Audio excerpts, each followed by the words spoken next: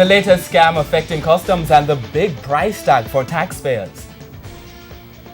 Good evening and thanks for joining us for Primetime News. A special welcome to viewers on OneSpotMedia.com.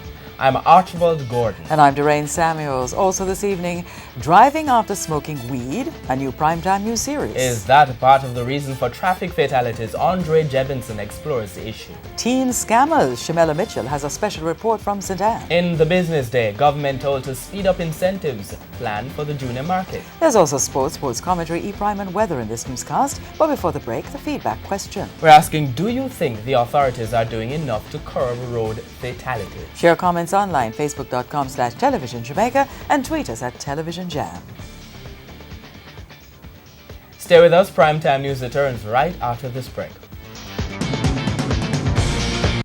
News headlines brought to you by